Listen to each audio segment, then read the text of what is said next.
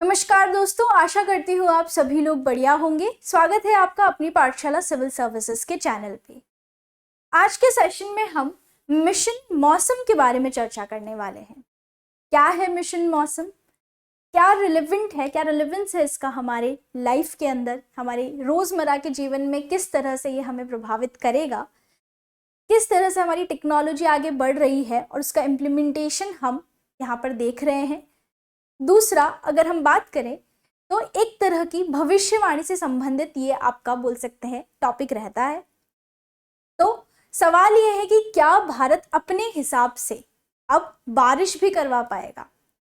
तो चलिए समझते हैं कि क्या है मिशन मौसम। It is relevant with GS paper 3 science technology.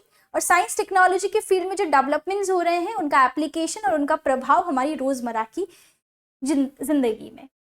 तो चलिए बात करते हैं मिशन मौसम के बारे में। इसकी टैगलाइन है to create a more weather ready and climate smart Bharat. मतलब जितने भी मौसम में परिवर्तन हो रहे हैं उनको बोल सकते हैं हमें आगाह करना, हमें तैयार करना उन परिवर्तनों के लिए, और जो भी जलवायु को समझने के लिए जो हमारी बोल सकते हैं टेक्नोलॉजी यहाँ पर लगने वाली है, उससे भी हमें समझ में आएगा कि हम कितने यहाँ पर तैयार रहेंगे जलवायु परिवर्तन के लिए। तो चलिए बात करते हैं कि क्यों सुर्खियों में है मिशन मौसम। सबसे पहले अगर हम देखें तो हाल ही में जो हमारी यूनियन कैबिनेट है, केंद्र मंत्रिमंडल है, उन्होंने 2000 करोड़ का यहाँ पर आउटले अलोकेट किया है इस मिशन को क्या करने के लिए, इम्प्लीमेंट करने के लिए। 2 साल का यहाँ पर प्रोजेक्ट रहेगा जिसके अंदर भारत की जो एबिलिटी रहेगी मौसम परिवर्तन को यहाँ पर समझने में, मौसम से संबंधित जो भी भविष्यवाणी है उसको करने में, और साथ ही में जो भी जलवायु परिवर्तन से होने वाले संभावित बदलाव होंगे उनको समझने में। तो पूरा मिशन मौसम है ये एक्सट्रीम वेदर इवेंट्स को प्रेडिक्ट करेगा, यहाँ पर रिस्पॉन्ड करेगा, और जो भी क्लाइमेट चेंज से संबंधित इम्पैक्ट और असेसमेंट है वो यहाँ पर ये मतलब सिटीजन्स को जागरूक करेगा, तैयार करेगा इन सारे प्रभावों के लिए। तो चलिए क्या क्या फोकस एरिया रहेंगे। तो बोल सकते हैं सटीकता के साथ ऐसे रडार सिस्टम, सैटेलाइट सिस्टम लगाए जाएंगे जो हमें पूर्वानुमान, सही पूर्वानुमान यहाँ पर निकाल के देंगे। और एग्रोमेट फॉरकास्ट यहाँ पर वर्ड यूज किया गया है। एग्रोमेट का सीधा सा मतलब होता है कि जब आप वेदर को स्टडी करते हो बट उसमें एग्रीकल्चर के लिए आप स्टडी कर रहे हो कि किस तरह से कृषि को प्रभावित करेगा आपका आने वाला जो भी मौसमी संबंधित जो घटनाएं होने वाली है वो किस तरह से कृषि को प्रभावित करेगी। तो एग्रीकल्चर से रिलेटेड जो पूर्वानुमान है वो भी ये मिशन लगाएगा। मतलब ये सारी टेक्नोलॉजी इस तरह से डेवलप की जाएगी कि सटीकता के साथ हम सैटेलाइट रडार्स के माध्यम से एक एक्यूरेट फॉरकास्ट यहाँ पर क्या कर पाएंगे, जनरेट कर पाएंगे। यहाँ पर अगर हम बात करें तो इसकी वजह से जितने भी, अगर हम देखें तो आज भी हमारे पास जो IMD है, मेट्रोलॉजिकल डिपार्टमेंट है, उनसे जो भविष्यवाणी रहती है कि मौसम किस तरह का होगा, किस तरह के आंधी तूफान आएंगे, इस तरह के SMS तो हमें आते ही हैं।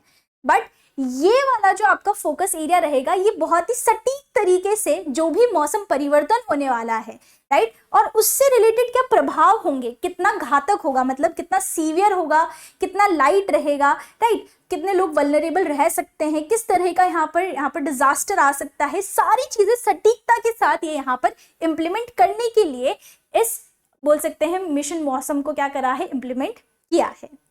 अब अगर हम बात करें तो एक AI ड्रिवन बोल सकते हैं यहाँ पर मॉडल भी लाया गया है। जिस तरह से आप चैट GPT के बारे में सुनते हैं तो चैट GPT एक आर्टिफिशियल इंटेलिजेंस है जिसमें आप कोई भी आप क्वेश्चन डालोगे, अपना प्रश्न डालोगे, उसका जवाब आपको मिलेगा।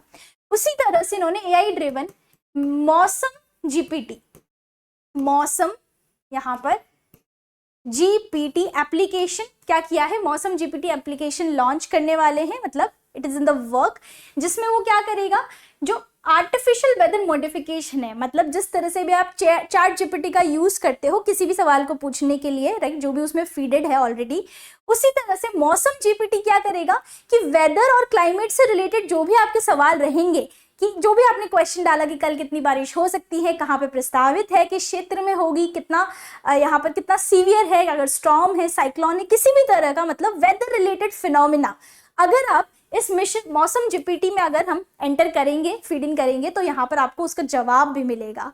तो इस तरह का एप्लीकेशन भी यहाँ पर बनाया जा रहा है जो आपको टेक्स्ट और ऑडियो फॉर्मेट में यहाँ पर जवाब देगा।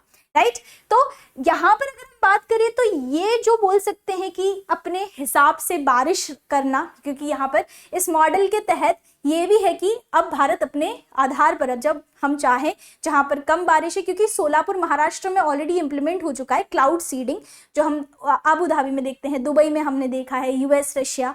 तो एक काफी कॉम्प्लेक्स सिस्टम है, राइट, जिसमें हम बारिश अपनी मर्जी से करवा सकते हैं। तो ये एक कॉम्प्लेक्स सिस्टम है और ये बहुत नेशंस जो है, डेवलप्ड नेशन जो है, उनको भी बहुत सीमित दायरे में यहाँ पर वो सक्सेसफुल हुए हैं। तो यहाँ पर इस मॉडल के तहत हम क्या करेंगे कि एनहांसिंग और सप्रेसिंग रेन, मतलब हम आर्टिफिशियल वेदर मॉडिफिकेशन की तरफ जाएंगे, जिसमें हम ज्यादा और कम बारिश करवा पाएंगे अगले 5 सालों के अंदर। इस मिशन के तहत ये एक मेजर फोकस एरिया है, राइट। और एप्लीकेशन भी हमने देखा चैट जीपीटी की तरह यहाँ पर मौसम जीपीटी लाया जाएगा। तीसरा अगर हम बात करें मुख्य कंपोनेंट्स के अंदर, तो नेक्स्ट जनरेशन रडार, मतलब काफी बोल सकते हैं एडवांस रडार सैटेलाइट सिस्टम्स यहाँ पे लगाए जाएंगे, जिनके बहुत ही उच्च गुणवत्ता वाले सेंसर लगे होंगे, जिससे हमें एक्यूरेट तरीके से यहाँ पर इंफॉर्मेशन मिले। साथ ही में GIS based automated decision system, ताकि हमें रियल टाइम, मतलब उसी टाइम पर उसी समय पर हमें जो भी इवेंट होने वाला है या फिर प्रस्तावित है, वो हमें रियल टाइम डेटा यहाँ पर इंफॉर्मेशन हमें मिले। तो एडवांस यहाँ पर सैटेलाइट्स और रेडार्स का यूज किया जाएगा, एक्यूरेसी को यहाँ पर फोकस दिया गया है। साथ ही में 2026 तक ही बोला है कि 60 वेदर रडार हम इंप्लीमेंट करेंगे, 50 रेडियो सोन्स, बोल सकते हैं सोन्स, आपने देखा होगा कि इस तरह से एक बलून जैसा छोड़ा जाता है, रेडियो सॉन्ड्स का यही मतलब होता है, सॉन्डीज भी कहते हैं इनको।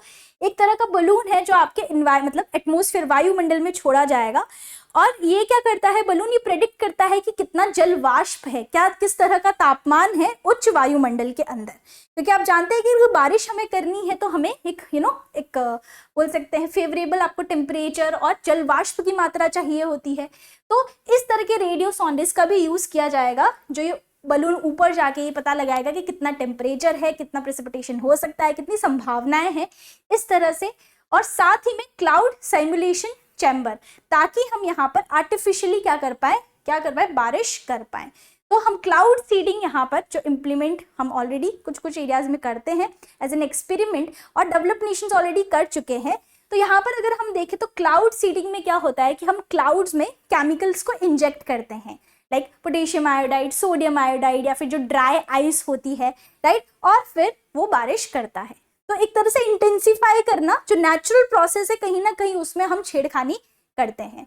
तो इस तरह से आप देखिए कि एक प्लेन आता है और वो क्लाउड्स के अंदर इस तरह से सीडिंग करके जाएगा, इस तरह से, राइट, जैसे कि आपने देखा सोडियम आयोडाइड, ड्राई आइस हो गया, तो जिससे हमारे यहाँ पर बारिश होती है। अब अगर हम बात करें कौन इसे इम्प्लीमेंट और सपोर्ट करेगा, तो यहाँ पर मेट्रोलॉजिकल डिपार्टमेंट तो है ही, आईएमडी, उसके साथ साथ Indian Institute of Tropical Meteorology, National Centre for Medium Range Weather Forecasting, ये इंपॉर्टेंट एजेंसीज हैं जो इसे इम्प्लीमेंट करने वाली है। साथ ही में कुछ अदर इंपॉर्टेंट यहाँ पर बॉडीज हैं, जैसे कि ocean information services, polar and ocean research, और साथ ही में national institute of ocean technology, जो इन्वायरमेंट मिनिस्ट्री मंत्रालय के अंदर आती हैं, वो भी यहाँ पर इस काम को करने में क्या रहेंगी, योगदान देंगी। अब बात करते हैं कि क्या यहाँ पर सेक्टोरल बेनिफिट्स हैं, राइट, मतलब किन किन अलग अलग सेक्टर में इसका काफ़ी हमें मुनाफा मिलेगा, लाभ मिलेगा। तो यहाँ पर अगर हम बात करें तो ये अर्ली वार्निंग सिस्टम को ज़्यादा इम्प्रूव करेगा, जो चेतावनी हमें मिलती है कि मौसम इस तरह से बदलने वाला है, या फिर आगे आने वाले टाइम में जो भी हमारी जलवायु से संबंधित जो भी चेंजेस रहेंगे, बदलाव रहेंगे, तो अर्ली वार्निंग सिस्टम को ये इम्प्रूव करेगा और मॉनिटर करेगा हमारे वेदर को सही रूप से। कृषि में इसका बहुत महत्वपूर्ण योगदान रहेगा, राइट। साथ ही में जो आपका डिजास्टर मैनेजमेंट है, किसी भी तरह का अगर नेचुरल डिजास्टर होता है उसको यहाँ पर मैनेज करने में हेल्प करेगा, रक्षा में हेल्प करेगा, जो जल से संबंधित जल संसाधन जो यहाँ पर मैनेजमेंट है उसको यहाँ पर बोल सकते हैं बूस्ट करेगा। एविएशन, मतलब जो आपके एयरप्लेन्स वगैरह होते हैं, तो हमें वेदर रिलेटेड हम काफ़ी देखते हैं कि जो ट्रांसपोर्ट है वो भी रुक जाता है, राइट, यहाँ पर फ्लाइट्स वगैरह है वो इफेक्ट होती है। और सस्टेनेबल, मतलब एक टिकाऊ यहाँ पर पर्यटन हम यहाँ पर प्रमोट करने के लिए ये सारे उद्देश्यों के साथ अलग अलग सेक्टर्स में, एग्रीकल्चर से लेके डिफेंस से लेके टूरिज्म से लेके हर एक सेक्टर में ये प्रभावशाली रहेगा। पर अगर किसी चीज के पॉजिटिव्स हैं तो कुछ नेगेटिव्स भी होते हैं। तो व्हाट आर द कॉन्सिक्वेंसेज, क्या इसको करने से कुछ नेगेटिव कॉन्सिक्वेंस होंगे, कुछ नेगेटिव इफेक्ट्स रहेंगे।